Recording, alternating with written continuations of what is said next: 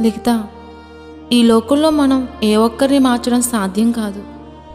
ఒక మనిషి మరొక మనిషిని మార్చలేడు, కానీ ప్రభావితం చేయగలడు. నరుని ఆత్మ యెహోవా పెట్టిన దీపం. ఆ ఆత్మ అనే దీపం సువార్త ద్వారా వెలిగించబడుతుంది. వెలిగించబడిన మనము మరొక వ్యక్తితో సువార్త పంచుకున్నప్పుడు సువార్తలో ఉన్న శక్తి ఆ వ్యక్తి యొక్క దీపాన్ని అనగా ఆత్మను వెలిగిస్తుంది. వాస్తవానికి మార్చేది మనం కాదు, పరిశుద్ధాత్మ దేవుడే.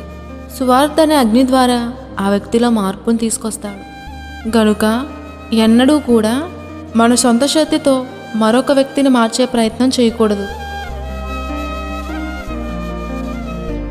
రక్షణ లేని వ్యక్తిలో సువార్త తన క్రియ చేయాలంటే ఆ వ్యక్తి తనలో మార్పును కోరుకోవాలి.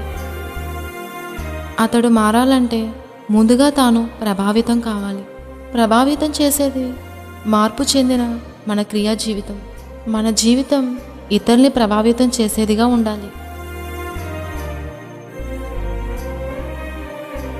నెహెమ్యా గోడలు మాత్రమే కట్టినట్టుగా చాలామంది భావిస్తారు.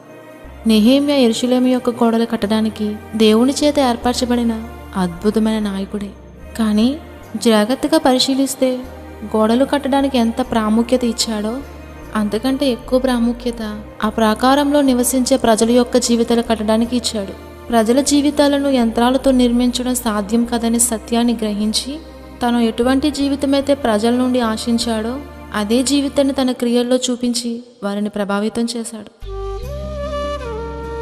నెహెమ్యా స్వార్థపూరితమైన మనుషుల్లో మార్పు తీసుకురావాలని ఆశించినప్పుడు తాను వాడిన ఆయుధం తన జీవితమే. లోకంలో పాపం రోజురోజుకి పెరిగిపోతుంది. చీకటి అన్ని వైపుల నుంచి అలుముకుంటుంది. దేవుణ్ణి నమ్మకుండా, ఆయన ప్రేమను క్షమాపణని పొందకుండా, ఆయన అనుగ్రహిస్తున్న రక్షణ భాగ్యాన్ని పొందుకోకుండా నశించిపోతున్న వారు ఈ లోకంలో కోట్ల సంఖ్యలో ఉన్నారు.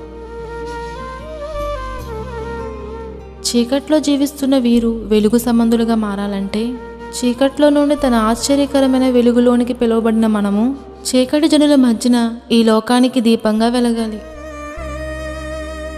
కాబట్టి కేవలం మాటల ద్వారా లోకాన్ని లేదా మన చుట్టూ ఉన్నవారిని మార్చలేం.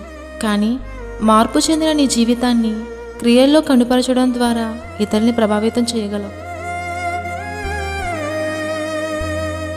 ప్రభావితం కాబడిన జీవితాల్లో సువార్త తన క్రియను కొనసాగించి వారి జీవితాల్లో మార్పును తీసుకొస్తుంది.